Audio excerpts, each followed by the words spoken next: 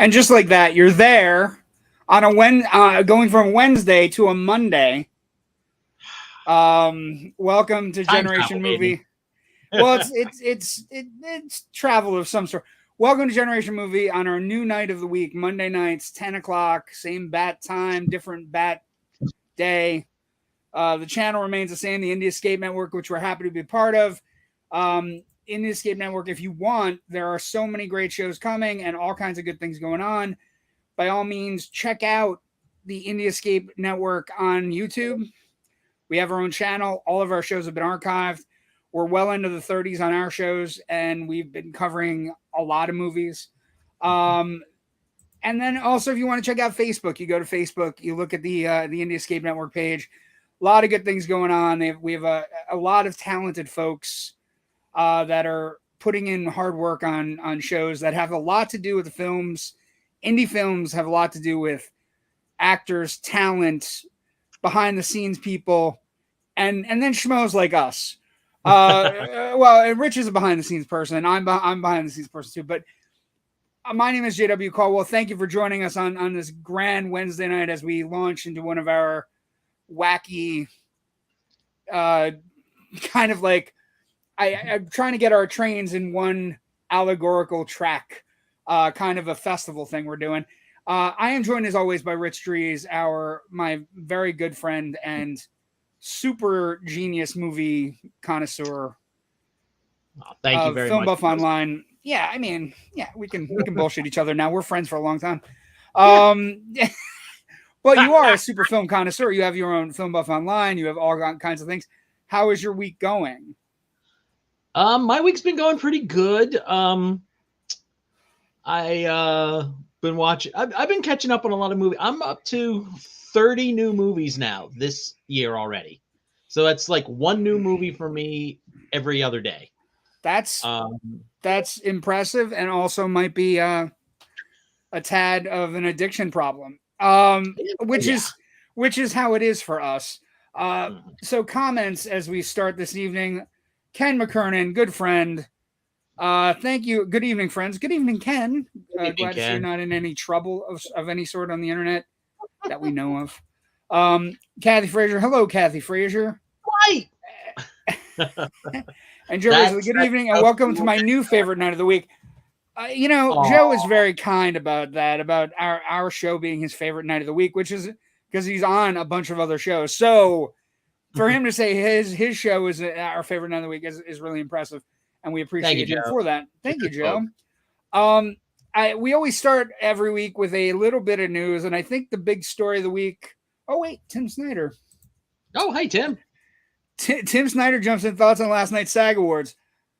I think the most interesting thought, they were very good. And if you're a fan of Everything Everywhere All at Once, as Rich knows, the guilds are where you look at if you're filling out your Oscar pool, and Everything Everywhere All at Once has had a really good week and a half.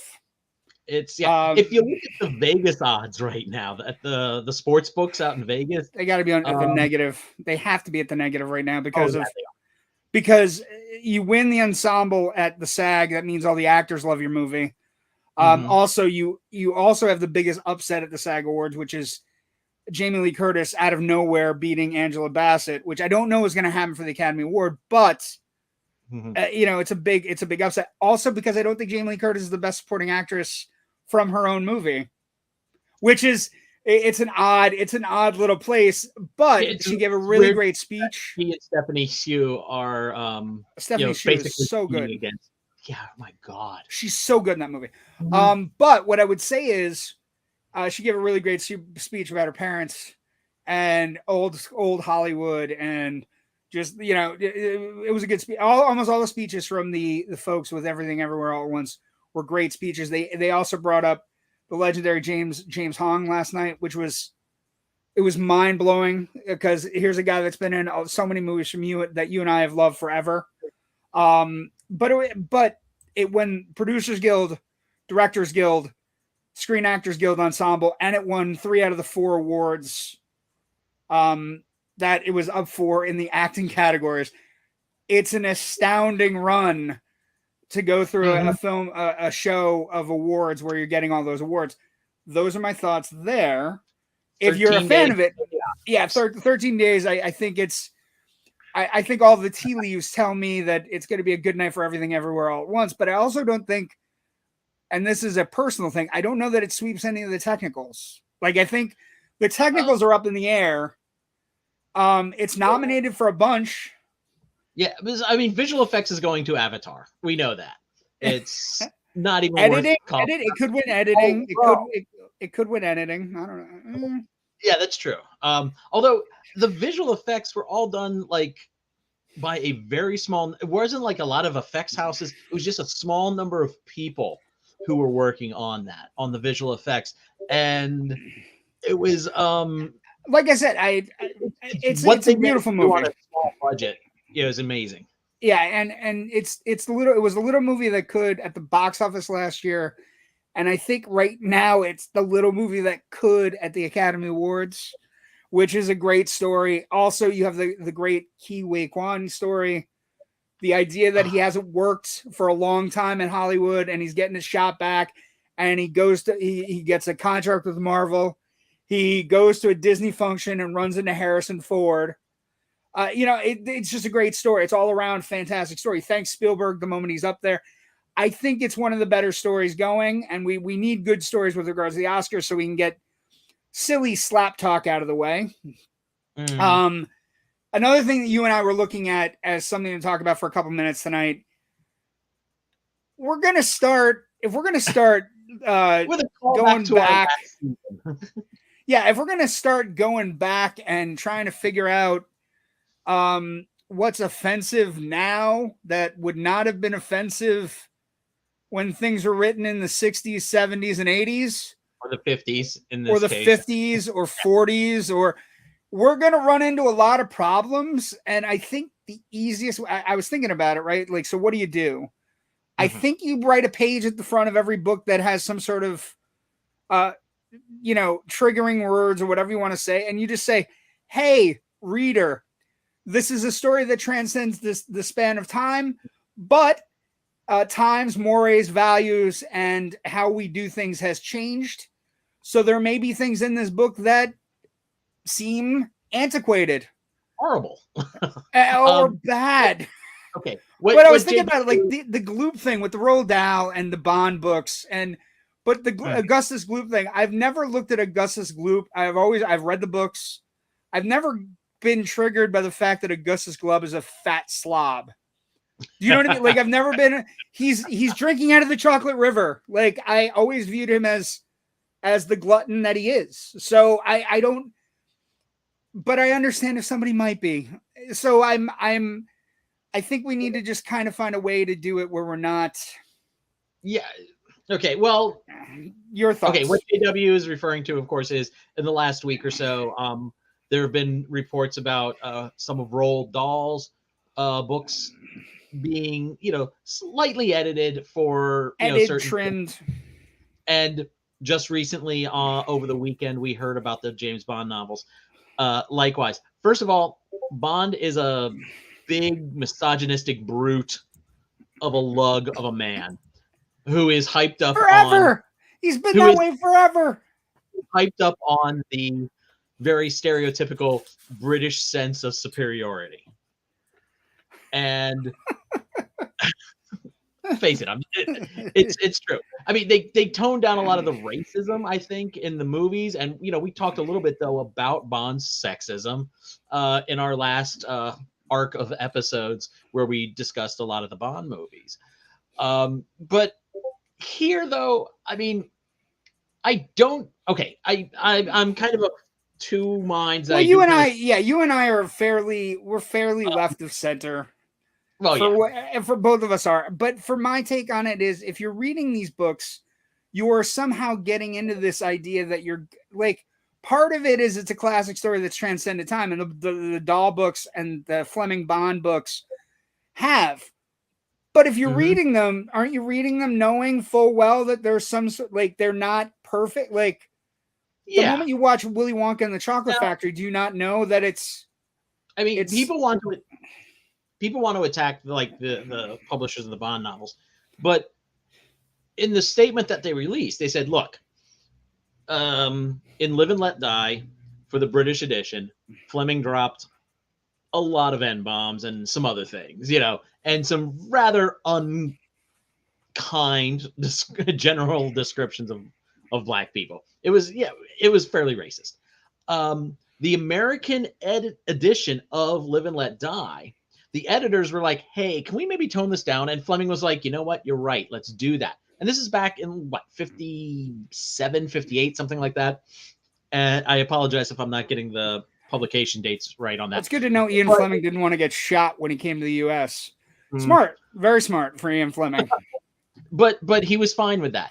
And then even as late as 2017, they in England they published the U.S. edition of the book, and no one seemed to raise an eyebrow. So they were kind of like, okay, we've got the 70th anniversary of the publication of Casino Royale, the first Bond novel, coming up this year. We want to re-release all the books again, but maybe let's take a look at, excuse me, the the example that Fleming gave us in terms of how he himself looked at Live and Let Die and made some changes and just apply those to the books. And I'm fine with that. I mean, technically they're the publishers. They're allowed to do whatever they want. And it's not like all the other books are going to disappear or be magically replaced. Okay. If you have a Kindle, they're probably going to screw you over and change it on you behind your back. But physical media forever. Well, and I just think it's twofold. One, I think, it's an easy fix to save the trouble of having to deal with people screaming woke, which is the stupid, ridiculous. Yeah, it's the go-to. It's the go-to, whatever. But complaint. The thing is, like, if you're reading a doll book, like, I just think you need that page. I think you need a page. Hey, you're reading a book to your kid that was written in a different time, and they weren't as sensitive to the body shaming or. Like, think about, again, my go-to is Willy Wonka and the Chocolate Factory, Charlie and the Chocolate Factory, as written.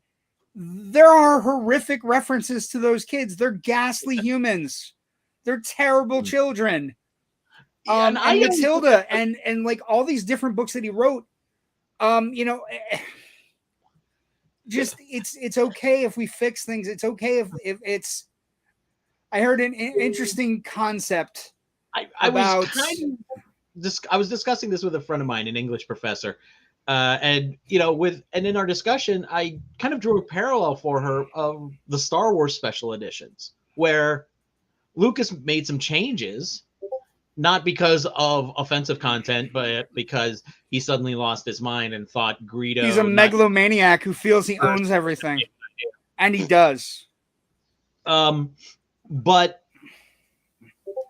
he kind of like pretends the original editions don't exist anymore. And I'm of the mind of, as long as the original versions are available out there, and there are millions of copies of these novels, of these Bond novels, of these Roald Dahl novels all over the place. Well, find them fairly easily. The Star Wars extrapolation is really interesting also, because who owns the work? In this case, the work is owned by whoever is going to try to make the most money from it. And that's where we're at, making the most money from things. So if you're trying not to offend people, I mean, just relax and let it happen. Ken writes, nothing much offends me. Maybe might be the Irish me. Everything just rolls off.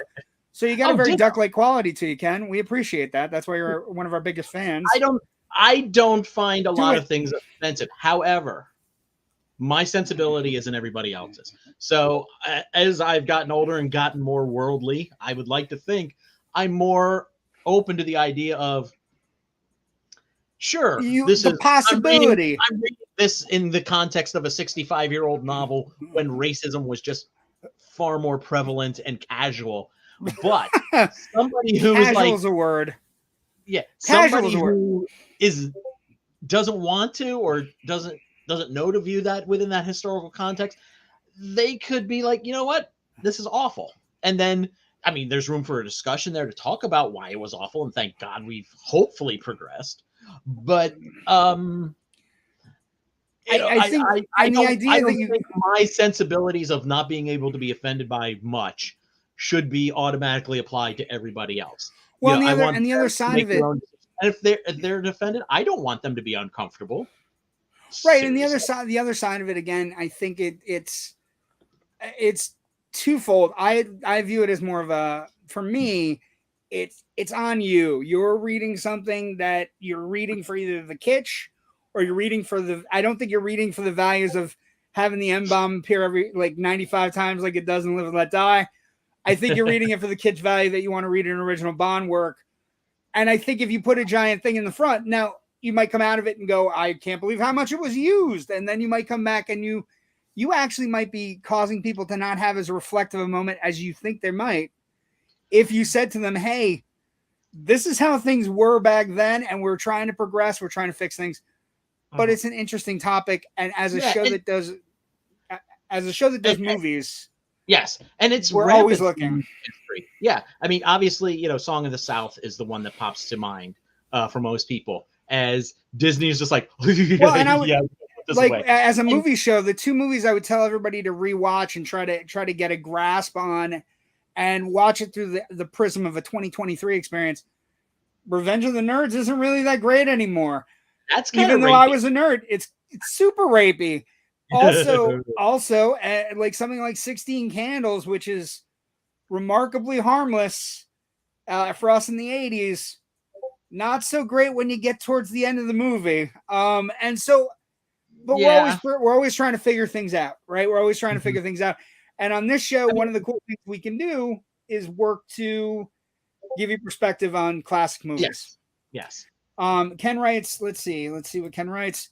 I think it also depends on when a person grew up. After 2000, parents seem to hide their kids, say their kids are sensitive. I was born in the 60s. I just say, meh. I think you're right. I think there's also a much wider net being thrown for this generation that understands mental health a little bit better than we did. Mm-hmm. I think the mental health that Rich and I, and probably you grew up with, Ken, I don't think there was a lot of talk about, he had a bad day at school today. What happened? He talked to the counselor. I think, now it's much more like we know a lot more about how people are treated and how people act. So I think you're right. And part of it is, I think we know more now.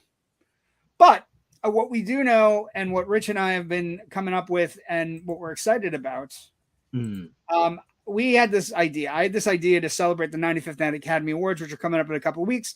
We're going to do an 8-week balloon run of this wacky idea.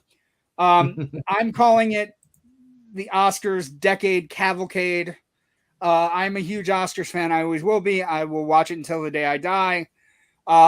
It was a seminal experience in my house. I was allowed to skip school the day after the Oscars every year. It was like a holiday. It was a ruled holiday by my father, who's in the picture behind me with an Oscar right in it. If you look right up here. So it's a holiday for me. And what we're going to do is we're going to do a decade cavalcade. So Rich and I have gone in and we have found 8 movies from every decade of the Academy Awards except the 20s. And this decade, the 20s, both 20s actually. And we're gonna do 8 weeks, and we're gonna give you one Best Picture winner every week from every decade. So we're gonna start with the 30s, and the movie we're gonna start with. Oh, not that one. Sorry, that's wrong. Wow, that was a. You've been drinking? That's funny. We'll get it next week. You'll understand if you stick with us. We're going to look at It Happened One Night, which is a Best Picture winner from the 7th Academy Awards. So we're in 95 this year. This is a Best Picture winner from the 7th Academy Awards in 1934. It is directed by Frank Capra. It stars Clark Gable and Claudette Colbert. I'm going to make an admission here tonight that shouldn't be admitted. I had never seen it until today. Just something not in my wheelhouse. It's a rom-com. Back in college. It's a rom-com. They're not my wheelhouse. I dare say this is one of the quintessential rom-coms. Like Yeah, all rom-coms spring from this. Yeah, well, that as you're watching it, as I was watching it today, that's all I could think of was how many elements in this movie can you repeat in any other romantic comedy that exists in the ether? You know what I mean? Like, and they're just we'll definitely talk about that in Legacy, because I think the Legacy, this is the blueprint. This is when Harry Met Sally. You put two people together, a mismatched couple on the road, and that's the first act of When Harry Met Sally. Well, and or Rich, or it's Wedding Crashers, right? Because you have the mismatched people with the dad who knows better than everybody involved, who's basically like, "Hey, you're not happy marrying this twerp. Do you want to tell me you love somebody else?" Right? It's not too late. You know, left the car running out front. Yeah, there's a car running out front for you. Also, it uses the word vittles, Rich, and the moment I heard vittles, I was giddy. Like I was taken back to my grandmother's kitchen when I was 6. You want some vittles? And I'm like, I didn't know what the fuck it meant then. I don't know. I technically don't know what it means now, because I think there was steak and all kinds of stuff on that plate. I don't know. It also has one of the few references to Wilkes-Barre, Pennsylvania. It has a Wilkes-Barre reference in a script that was not written by Joseph L. Mankiewicz. Joseph L. Mankiewicz, of course, famously son of Wilkes-Barre, born here. Then his family has a Wilkes Bar. It has a Wilkes Bar thing, a Wilkes-Barre, whatever. But I just always put references to Wilkes-Barre in his films, outside of like Cleopatra. But it's well, it would have been funny. Like she would have gotten stuck there. But when you're looking at this movie, right? It's just first, and here's the thing. I was also thinking about you wholeheartedly. First off, the year it's nominated, the year it wins, it has 11. It faced off with 10 other movies, so there's 11 nominees, in 1934, including one that I know is Dear to Your Heart, The Thin Man, which I have seen, which is again very much a blueprint for. This is a blueprint for romantic comedies, and The Thin Man is a blueprint for mystery comedies. Yeah, right. It's very weird to be watching a movie from the 30s and going, they're never going to get it any better than this. They're never like you might have ebbs and flows here, but you're very rarely going to get it better than this movie. And so it starts with production, right? You're looking at the height of filmmaking, because you have Frank Capra, who's one of the great, most legendary directors. He's at the height of his game. He's in the middle of the 30s. He's making a plethora of films. He's doing everything, and they get the cast they're looking for. They're both are not first choices. Myrna Loy, who ends up going to The Thin Man, is offered the role, but they didn't like the script as much. Myrna Loy didn't like the script as much as she liked The Thin Man, which makes sense. She was at MGM probably around this time that this was getting ready to film. They might have been starting on doing The Thin Man. She had definitely finished doing Manhattan Melodrama, which was the first film she did with William Powell, her Thin Man co-star. Yeah, and so she might have said, you know what, I'd rather stay here. And because the studio wasn't really hip on the idea of her in The Thin Man, but that she kind of said, don't trade me out to Columbia for this thing. I want to stay here. But this, you realize this is the first time we're going to talk about casting with regards to people under contract and not being able to be allowed to do whatever goddamn roles they wanted. So this is going to be the first movie on our show that we ever discussed the idea that you have, sentences that you have to utter, like Constance Bennett wanted to do it, but Jack Warner wouldn't let her out of her contract. Carol Lombard wanted to do it, but she had to work on Bolero at Paramount. Loretta Young just turned it down flat, right? So you have all these different pieces together. We're definitely in the area of the studio system where stars had contracts with studios. but they were still traded left, right, and center. Hey, we want to do this. Can we borrow your guy and we'll loan you our gal for a movie or whatever. And sorry, that it's wasn't a beer. Need a little sugar. So you have, when you see something like, whoa, wait, no, they were working on something for Paramount or whatever. That's why these things happen sometimes. But it's crazy how much deals. Well, and Claudette Colbert had a specific thing. She's first off, she's magic in the movie, but she had a very specific thing. She had worked with Capra before, and it didn't work. Like they had a miserable experience working together. And then she used that particular bad experience to double her asking fee. And also to make sure it was shot super fast so that she could go on a little vacay, which is, she earned, and we're going to talk about phenomenal numbers here. The numbers portion of our show is going to be wonky tonight. She earned $50,000 for this movie. That's a lot of dough in that day and age. You can buy a lot of things. But so you have this amazing thing where you have people fighting over what stars are going to star. How are you going to get these people out of contracts? How is it going to work? Right.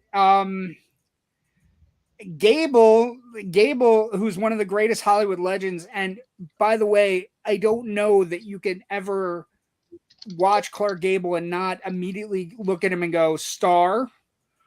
There's nothing but oozing charisma flowing off of him. It's like it jumps out at you when you're watching. He's lent to Columbia because he didn't want to do a movie at his own studio. So and that's both a wives' tale and also like they could punish you by sending you to these other studios. And Columbia at the time was a very minor studio, not the Sony that we have now or the Columbia we had in the 70s and 80s. It was a minor studio in this day and age in the 30s. So Capra gets two people that aren't super thrilled to be there. And what coalesces around the production is that the chemistry, there's just raw movie magic chemistry with the two stars.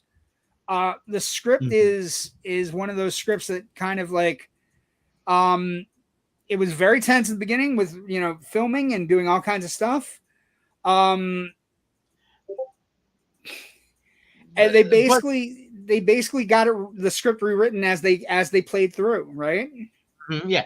And to be perfectly clear here, again, this was not a case of like, okay, we've got two movie stars and I'm sure they'll do, good work here. This was like, we've got two movie stars and, oh my God, we did not anticipate this kind of chemistry between them. And, that's, that kind of energy you can see right there in the performances. But to give you an idea or a sense of how tense the situation was, there's a very famous scene in the movie. There's a wonderful sequence where they're hitchhiking in the middle of nowhere. And she's trying to get from Miami to New York. She's an heiress on the run. He is a drunken newspaper reporter, the fired drunken newspaper reporter. So like he's like the trifecta of everything you see in every romantic comedy. He's a drunk, and he's fired, and he's a reporter. So like think about all the times Richard Gere has done all three of those. And basically there's a sequence where they have to hitchhike. And to show you how tense it was, Colbert originally said, I don't want to do that. It's unladylike. She basically hikes up her skirt so that somebody will stop. Gable has no chance of basically getting anybody to stop by putting his thumb out. She hikes up her skirt and basically the car stops. And so what happened was Capra's like, okay, you don't want to do it. That's fine. They brought in a show. Pick them up. Well, they brought in a chorus line girl. And Colbert was so upset with the leg that was going to be shown that was supposed to be her leg that she finally agreed to do it.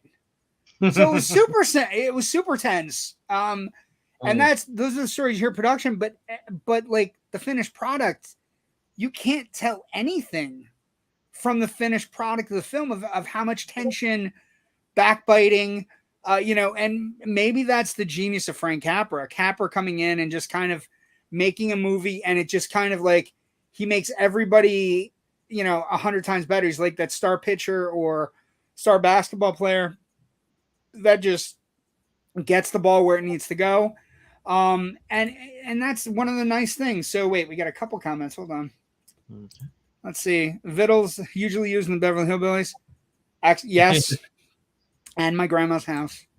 And Joe writes, have you guys noticed these old films getting hard to come by on streaming services, especially for me? Would think a lot of the public domain by now. My in-laws are constantly looking for the golden oldies like these. I found it, oddly enough, they are really hard to find. And if you try to find them on Vudu or buy them digitally, they are super expensive. I happen to find this one in particular, though, on Tubi for free. Okay. I was going to say, because I took a look, and I know it was on Tubi. It was also available on Prime Video or Vudu, or Apple TV, but I didn't check the price on those because you're looking at $14.99 to buy, $6 to rent, and so I mean that's if you're also subscribed to the Criterion Channel app, streaming service, it is on there, but it disappears off after tomorrow.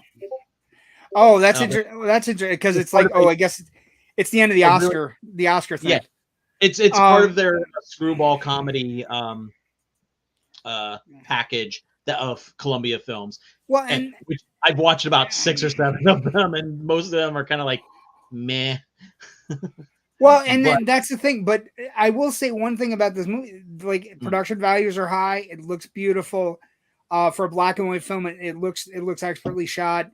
And when you look at it, the amount of work that went into it, like I think the interesting side note about the screenplay, there was a lot of fighting about the screenplay, but they rewrote it as they were going along. Capra, who like basically, hey, we can rewrite this as we play along and see if we can make this work. The interesting thing when you're watching the screenplay and how it plays out, and you understand that people are reworking Colbert and Gable are reworking it to put them in the best light. There are scenes in this movie that are very personal and very like, you can see them where they're just like, if you just put the two of us together on screen and we'll have breakfast, or just put the two of us together and we'll sing along with people on a bus. We were talking about romantic comedy, but comedies in general, the bus thing, all I could think of is they're singing the Men on the Flying Trapeze on the bus. All I could think of was John Candy and Steve Martin in Planes, Trains, and Automobiles. Flintstones Meet the Flintstones. Yes. Like, you know what I mean? Like, there are so many, like, it is a romantic comedy blueprint, but there are so many things in this movie that are inherently comedic things that clearly all of the great comedy greats that you and I grow up with, or that Ken grows up with, or Joe grows up with who's listening, they've seen this movie. They've had to have seen this movie, because I don't know that you come across it any other way. Do you know what I mean? Like, it's interesting to me. And we'll talk about that in Legacy. I don't know that the legacy of this movie can be described in the 15 minutes we're going to take it, only because after watching it, like, you can't watch any other romantic comedy and not see every piece or frame of this movie leaking through. Yeah, the bones and every other rom-com are right here. Yeah, and not just the bones, but like the beats, the characters, like the tropes, the characters. Like, I'll give you an example of one I think that's gotten heightened, right? Where you look at it, she has a guy she likes in the movie, right? There's a guy that she likes when she breaks away from her dad, who's a little bit controlling, and there's nothing wrong with him. There is nothing wrong with King Wesley. There's nothing wrong with him, but he's just a moop. He's meh. He's a meh. And her dad doesn't. What? He's the Baxter. Yeah, he's just a bleh. He's a boring guy that flies weird planes. Do not be down on autogyros. They're kind of awesome. Oh, no, they're super cool. I'm just saying it's a weird plane. I had never seen one until today. Yeah. Have you not heard the term the Baxter before? Isn't that, I'm reminded of a film. Isn't there a film by... Yeah, Michael Showalter's 2005 comedy about the Baxter being the nice guy who ultimately gets dumped at the altar in a rom-com. Yes, no, he's definitely the Baxter, but he's not. There's nothing wrong with it. Like I feel like one of the things that one of the tropes that gets drastically changed as we progress in the 60s, 70s, 80s, and 90s and 2000s is the Baxter ends up being somebody that's really standoffish. Like there's nothing wrong with this guy. There's no evidence that he's only marrying her for the money or anything bad, right? Mm-hmm. He's just terribly boring, and she gets no charge out of him whatsoever. And he gets or conversely, he's a real super dick, yet she's still very much I just need to get away from my dad. I just need to get away from my dad. Yeah. Or no, she's like, oh, he doesn't mean what he says, and you're just like, no, he's a douche. And that's why you want, which I think is an artificial way to get us to root for her to leave him for the male. Well, and that's the other thing. Like when we talk about legacy, there are very few rom-coms that don't take pieces or bones of structure from this movie, but there are very few rom-coms that can pull off the kind of electricity between the lead. I think that becomes the key for me, right? After you watch this movie, you'll understand what you need to see for you to get that moment, that moment of zen that you're watching a rom-com and go, I want these two people to be together. I don't care what happens. I need them to find each other. Mm-hmm. Right. And it happens with the best of them. It happens in Sleep in Seattle. It happens in When Harry Met Sally. It happens in, I'll give you an odd one that's practically perfect and kind of the charisma thing, the vibe I was getting. 10 Things I Hate About You. Right. The charisma that needs to be generated from the leads has to be palpable. And this is the movie where as a film person or a film historian, where you really understand it.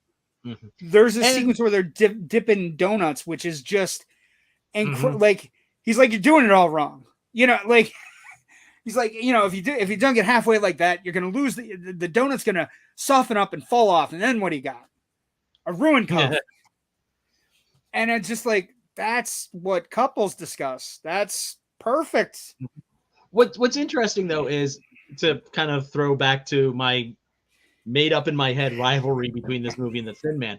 The Thin Man, it is made up though. Leads married. They're already married. Most movies end with married happily ever after, or married and the guy's like, oh no, I got trapped in a marriage. Oh well. But The Thin Man, you know, so this is kind of like the whole magic of them getting together. The Thin Man movies, it's just they're already married, but they still have that wonderful spark, you know, 5-6 years going on. And that's the fun of watching those two in that movie, which just how they approached like the romance arc in The Thin Man versus like a movie like this. And these were like the two big contested movies that year at the Oscars. Yeah, they went head to head. Another thing we have to talk about during production, and then I think we'll move on to the next thing. We do have to talk about that this is during the Hays production code. This is during a time when you cannot have... Just at the beginning. Just at the beginning. You cannot have two people sharing a bed. You can't have an actor and an actress on screen disrobing. So Capra and Colbert and Gable and the screenwriter come up with this amazing use of a rope and a sheet. And it's magic. Like the stuff they get away with during the production code with Colbert getting disrobing almost all the way down to her skivvies and Gable going shirtless, right? And then I mean, they get away with a lot by just putting a sheet between two people. Pre-code era kind of is ending around this time because the code is in, but it's not quite being super strongly enforced yet. And so they're able to kind of get by with like some sketchy stuff. And I would think if this movie was made just 3 years later, it wouldn't be as sexy as it can be at times. I think it would be far more watered down. I don't think we would even have them sleeping in the same travel lodge cottage. Right, not being married and all. Yes, no, I agree with that. And is there anything, I was thinking about this as you're watching the production of this movie, whoever the costume designer was, who said, we're going to put Claudette Colbert in Clark Gable's jammies. It's the smartest thing going, man. Like every production decision, every decision that's made on this film, like, even no matter how tense it is when they're shooting it, it just comes together, right? Oh yeah. So as it comes together, we look up and we get box office. Now, this is going to be really hard for us as the show that we normally do, because there's not a lot. There's no international. There's nothing. What I will say to you, though, is the interesting thing about this movie is it cost about $300,000 to make. And that's including star salaries, including production, including everything. So $300,000 to make. It grosses $2.5 million, and I don't have any kind of the estimates of what today's number would be. I'm assuming in the hundreds of millions of dollars based on when it was made and how many tickets were sold and all those things. But it is 7 times its budget. To put in perspective, a movie like Avatar is roughly making 7 times its budget. And that just to give you a heads up, like the idea that you have to think behind as we do these older movies until we get, back to our time frame, the idea that a movie costs $300,000 to make and gross 2.5 million is very equivalent to any of the big budget blockbusters that we see in front of us. 7 times your budget. Avatar costs $350 million, $400 million to make. It grosses $2.1 billion, 7 times your budget. That's what you're kind of looking at. And it's the best way for me to describe box office until we get into an area where we have box office totals and all the things that we normally talk about. It's astounding. It's astounding numbers. It played for months. It played for months and months and months. Mainly because there wasn't as many movies coming out, of course.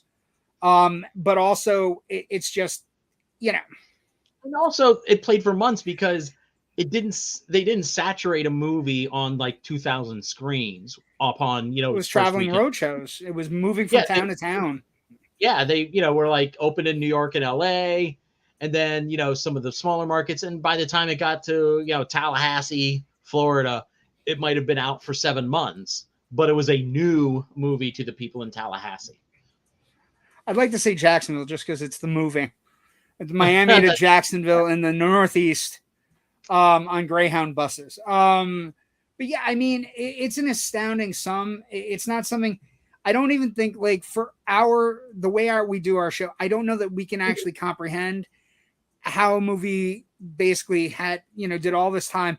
An interesting side thing about it is that basically this, one of the reasons that this movie is so endearing is because it was the first of its kind, right? It's the first, really juicy romantic comedy with big stars and a big director. And, it's not something we get all the time, but let's talk about how is it received, Rich?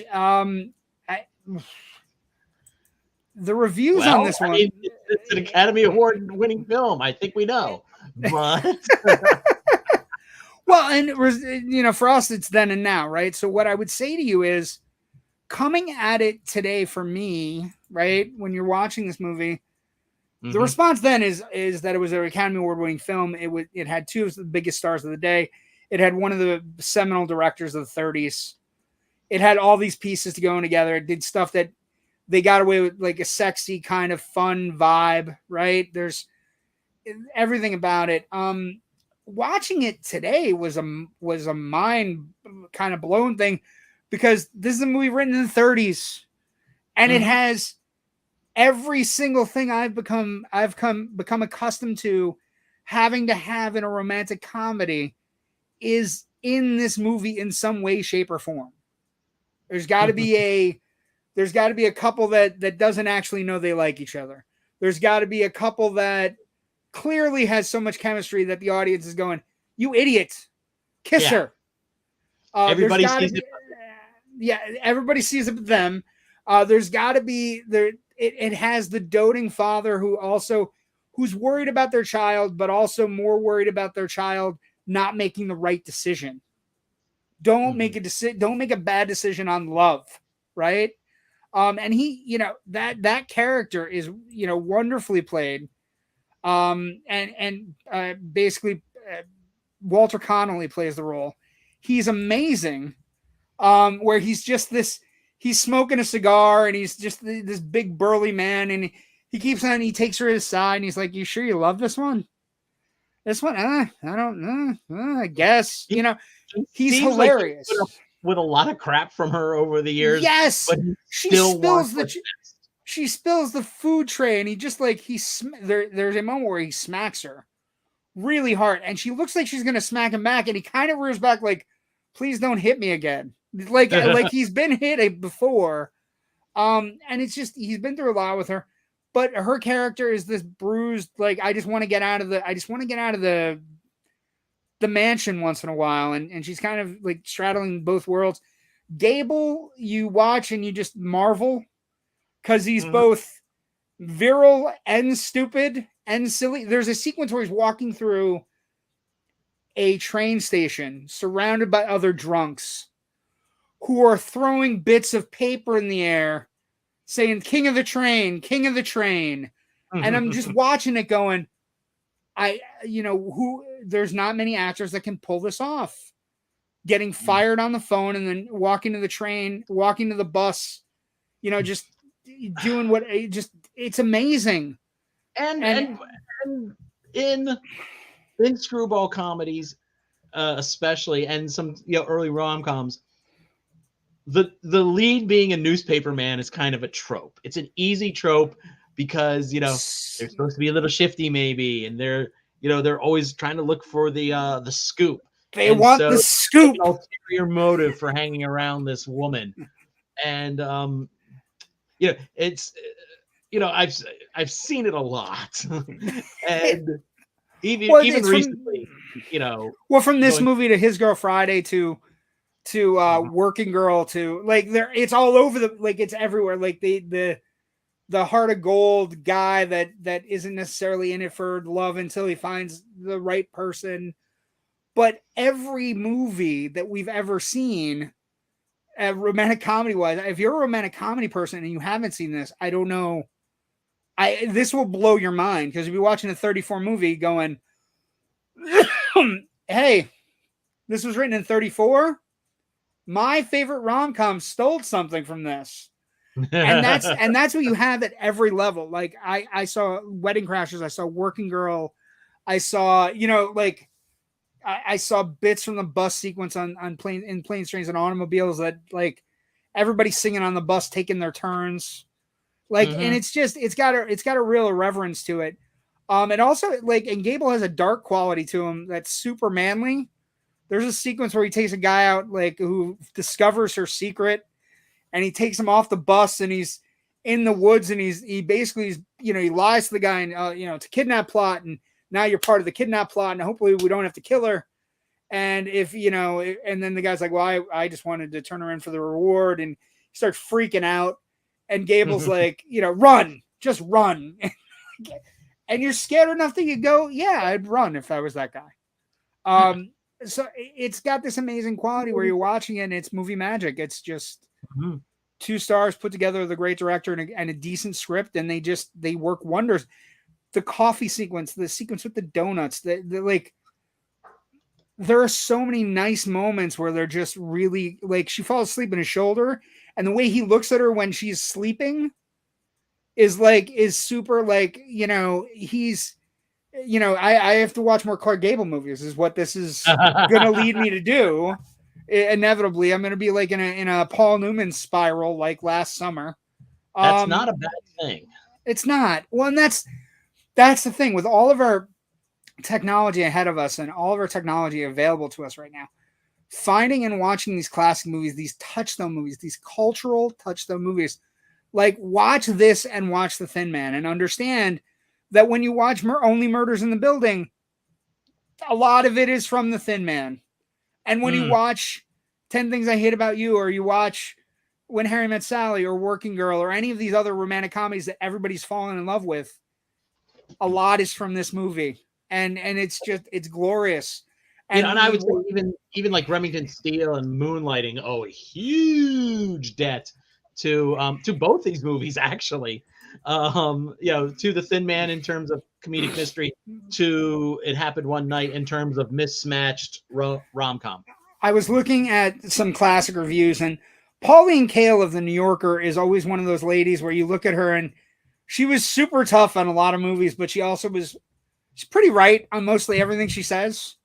Like she's difficult to deal with. And as our movies came into being blockbusters, summer blockbusters, you know, Pauline Kael was just like rolling her eyes going, oh, you know? Yeah. But when she talks about a movie like this, though, you know, I was reading it, the two stars interact with easy on the button timing. Gable has a gift for seeming virile, even as most foolish. And when things go wrong, Colbert managed to look starry-eyed and blankly depressed at the same time. That's a beautiful write-up. That is and spot on, right? Where you look at it, Colbert's character is not the nicest character, right? She's a super wealthy brat. He calls her a brat at least 3 times. And he smacks her in the ass once, which is gonna get, you know, but it's her fault because she doesn't know what a piggyback ride is. Which I think is funny. Like, she had no idea what a piggyback ride is. But it's one of those movies where the rate, you know, you look at Rotten Tomatoes, 98% Rich. There's 2% of people who don't know what they're seeing.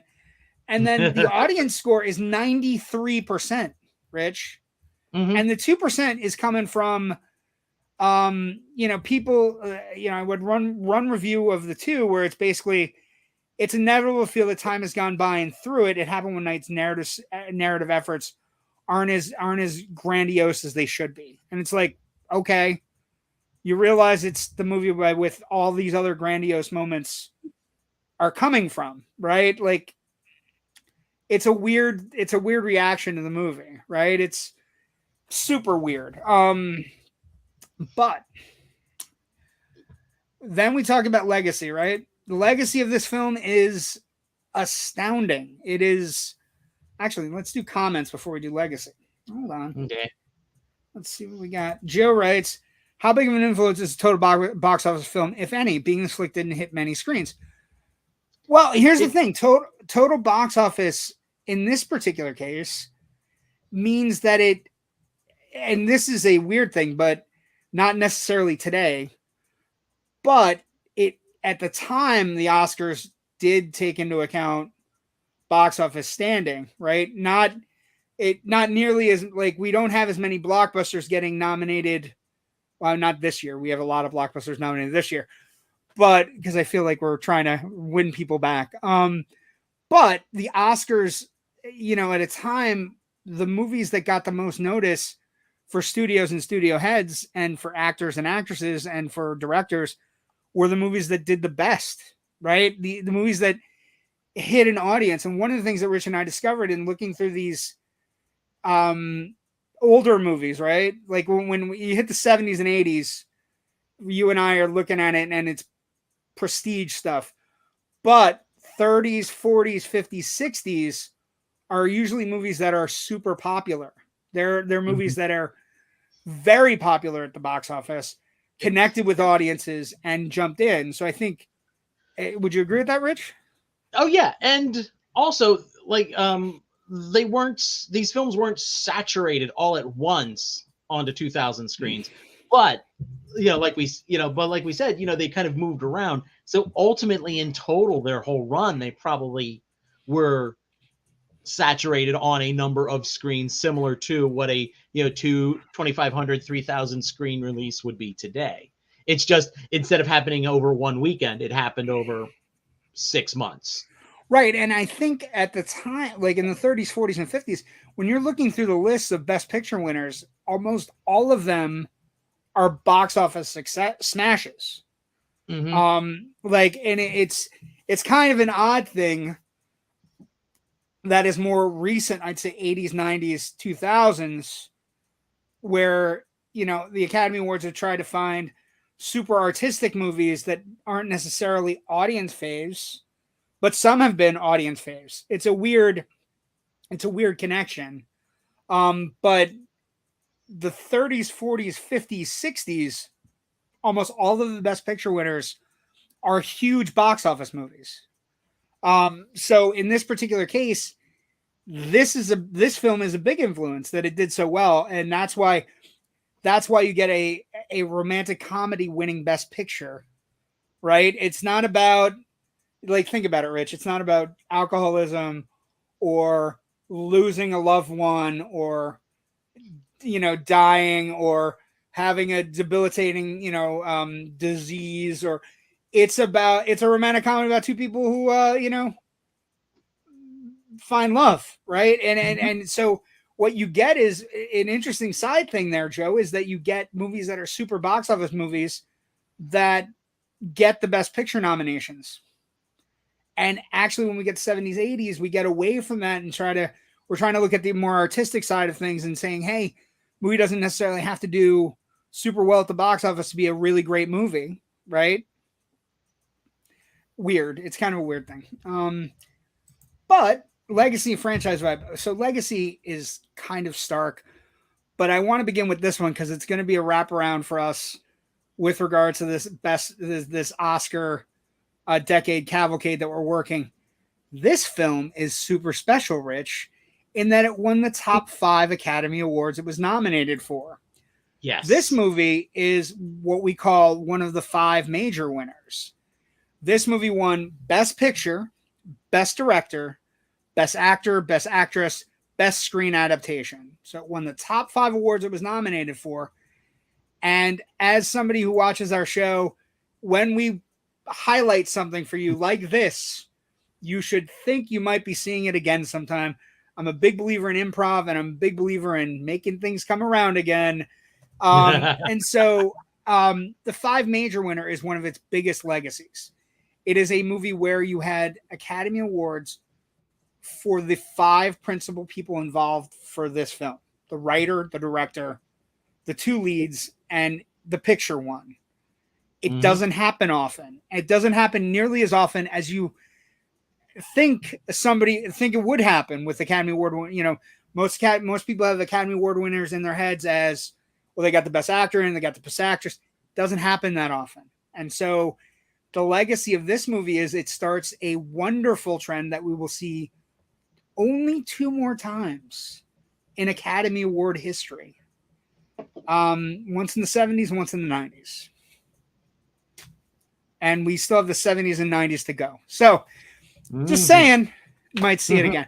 It's a great legacy. What about you, Rich? What's something you take away from this movie aside from its overall rom-com bones blueprint?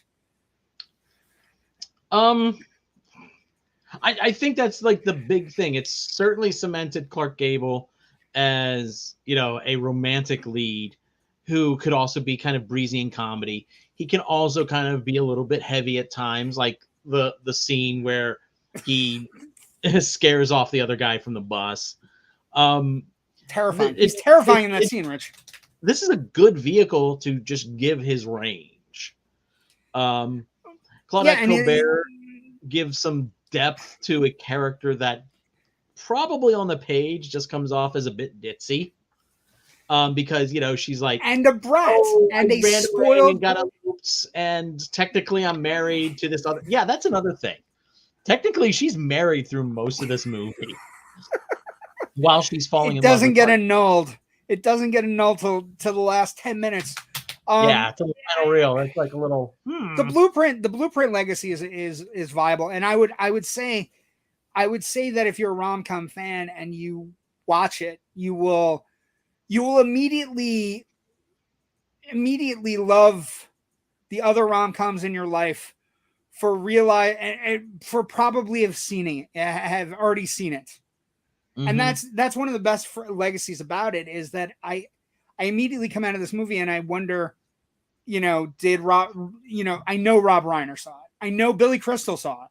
Like I can, it. You can see it in the way they write things, or they produce things.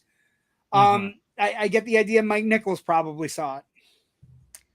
I have no doubt in my mind that anybody any Hollywood writer or director of up till maybe anybody past their late 20s, early 30s has definitely seen this movie, probably watched it a bunch of times, if not for enjoyment, at least to dissect about how well it works, and to get the notes, to get the absolute the beats absolutely correct.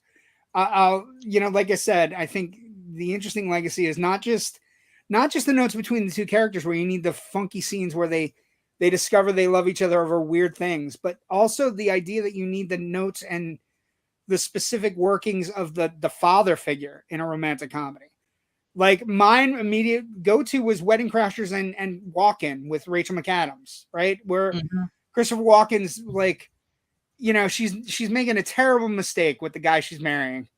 And Owen Wilson is clearly the right one for her. And Walken likes Wilson from the moment he meets him, and he just doesn't, he's like, keeps on going to Rachel McAdams. Are you sure? You sure? And then when the guy finally gets, they have the altar thing at the end, and the bad guy, I think it's Cooper. It's Bradley Cooper. It's the bad guy. It's the Baxter, right? When Bradley Cooper gets all verklempt at the altar and basically says, hey, aren't you going to stick by me? And, Walken just kind of shrugs his shoulders like, nope, got to go with the chick. Got to go with the girl. She gets the pick. So it's nice there. Weird legacy stuff that you can only find on the internet, which is just weird. Greyhound busing went through the roof after this movie. People wanted to get on Greyhound buses, and they wanted to travel around the country like, Clark Gable and Claudette Colbert. T-shirts stopped being worn after Clark Gable and his T-shirt sequence. They have it. Well, that's what I'm saying. The non-T-shirt T-shirt sequence. People stopped wearing T-shirts. They have actual statistics that show that happened. That's insane. That's crazy talk. It is of course on the AFI lists, all of the AFI lists that we've stopped having recently. American Film Institute, of course. It's one of the top 100 movies. It's number 35. It's one of the top comedies, number 8. It's one of the top rom-coms or romantic things, number 38. It's part of the 100 movie quotes. It's been saved by Congress, right? We're talking, one of the things it's come to make is that it's been saved by the Library of Congress as one of the movies that gets to survive a nuclear apocalypse should we have one. Fingers crossed we don't. Also, and this is a weird one. I don't know if you know about this one. So there are rumors. Fritz Freeling, right, is part of the movie. The animator, he had something, and he loved It Happened One Night, right? And I know where you're going. There are rumors that he loved It Happened One Night, and that the concept, and this is going to blow your minds, for Bugs Bunny comes from this movie. And one of the characters uses the word Doc. There are vast sequences of both Claudette Colbert and Clark Gable eating raw carrots. And there's very much Gable's persona is very Bugs. He's very Bugs. This is interesting to me. This is the legacy that somehow somebody saw this movie and said, I'm going to create the biggest wise ass rabbit in the history of animation. That's glorious. Mm-hmm. That's what we go to movies for, is that kind of inspiration. Come on now, Bugs Bunny. We were talking, where did this come up? This came up over the weekend for me because I was talking about Bugs Bunny, and I had read about this, and somebody was talking about, there's the Bugs Bunny cartoon where he cuts off Florida, where he just saws off Florida. And I'm thinking about it like, can't understand why that's been on your mind recently. Because I live in Florida, wouldn't mind it being cut off. I don't want to drown. I'm just saying, I don't want to drown. But so the idea that Bugs Bunny could have been made from there, it has had remakes. It has had inspired movies, of course. Mm-hmm. And you know what other place it's really sort of inspired is Bollywood. There have been no shortage of It Happened One Night-esque movies in Indian cinema, Hindi adaptations that go back to almost to 1956. You have some from the 2000s. You have a couple from the 90s. So it is a wraparound movie that, once you see it, it inspires love. I'll probably watch it one or two more times every couple of years just to keep up on it, because the rat-a-tat, like the talking is really great. Gable's what a movie star should be. I don't know, we have enough movie stars left to kind of come up with that. But it's one of those movies where you sit back and you go, hey, although I will tell you, I feel for you. I understand where your hatred, if you're a Thin Man person, there's a lot of the spark in the Thin Man that is in this movie. Mm-hmm. You know what I mean? So I okay. I understand it. Go ahead. I was asked earlier. I was like, okay. I was asked, now that you've gone back and rewatched this for the first time since like college, do you think it's a better movie than The Thin Man? And my answer is immediately no, because while you get similar great romantic back and forth entourage between your two leads in each film, plot wise, this movie's just like it's a boring straight line. True. I think The Thin Man, that's very true. The Thin Man is a much more twisty mystery, with some red herrings, some reveals, and overall I think the script is a bit more complicated and complex in a good way. Whereas I would agree with all of that. I think where you run into where it becomes a clash, right, is part of the allure of this movie is that it's so easy. Part of the allure is that it is, you can sit somebody down with this movie and watch it with them and be taken away and you don't have to. There are intricacies to the Thin Man movies that are so intricate that they're like puzzle pieces put in, it's like a great mystery. And I think when you get into that fight, I understand your love though. I like, it's a hard pill to swallow if you fight for the Thin Man franchise and this movie wins Best Picture and you're like, what the F Academy, what the F. But that is absolutely true. At least they're both nominated, and we can have that conversation about their relative merits. Well, and I think yes, Venn diagram where they kind of overlap there too. So yeah, and I think that is true. I think the interesting thing is, if you watch our show or listen to our show, and you end up loving It Happened One Night, you should definitely watch The Thin Man, and enjoy that as well, because William Powell and Myrna Loy are also very kinetic together. And I think that's the key to any romantic mystery, romantic comedy, romantic whatever. You got to have the energy, the sizzle to go along with the steak. Oh yeah. Well, and every once in a while you need a drink, though, right? I mean, every once in a while you need a drink. So our 40s film we're going to announce right now, as we part ways with It Happened One Night and the magic of Colbert and Gable, and we announce that next week's 1940s movie is The Lost Weekend. With Ray Milland. Ray Milland. Great dramatic role here for him. Several bottles. Ray Milland and the ex-Mrs. Ronald Reagan, Jane Wyman. Yeah. Yeah, and one of the things that we're doing with these movies, when we show you what we're going to do next week and what we're going to do for this particular Oscar Decade Cavalcade, I'm loving finding the old posters for these movies. Look at how cool this poster is with the giant emblazoned Ray Milland head next to the Lost Weekend book. And it's just, and look at like the little thing up top. The screen dares to open the strange and savage pages of a shocking bestseller. Yes. Also down the bottom, not suitable for general audiences. Exhibition, not suitable for general exhibition. Yes. I love old movie. I love old time movie posters. Lost Weekend next week. We will. The ad copy is so pulpy and lurid. On this one, it's amazing. Well, it's a 40s movie. It's a 40s movie about a big boy subject. So yeah.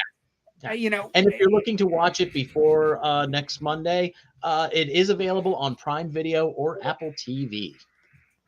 Yes, and yep. And we got other movies coming up. We're gonna talk about 60s, 70s, 80s, 90s, the aughts, and then the 10s. I guess that's how you say it. But we are super happy to be doing this. This is actually going to be fun, and we'll actually be able to talk Oscars and get ready. Because for Rich and I, the Oscars are a magical time of the year. We hope that we can bring a little bit of love of classic movies and also a little bit of, our love of the Oscars. I know it's not cool or hip to be in love with the Oscars right now, but I am, and I try to bring as much ebullient joy as I can. And Rich is the same.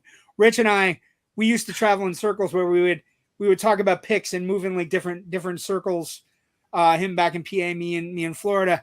And just the idea that I'm going to be close to him and be able to do shows and talk about Oscar stuff is one of my favorite things in the world. Rich, where can people find other stuff for you? All of my writing can be found at FilmBuffOnline.com, where you can also find a link to the Big Picture podcast, the other podcast that I do with my good friend and co-host, Natasha Bogutsky. I am also on a third podcast, which I don't run, but I'm a frequent contributor. Yes. Frequent contributor called The Film Scribes. It's the podcast of the Philadelphia Film Critics Circle, of which I am a member. And my most recent one was I did the recent one was Sundance Movies and some other recent releases. There was one more I think that's come out since then. Where they talk about Quantum Mania, the Ant-Man and the Wasp film. I am not on that, but it's still a great discussion. And the other folks on there are all wonderful, smart critics, funny. So I just recommend it even when I'm not there.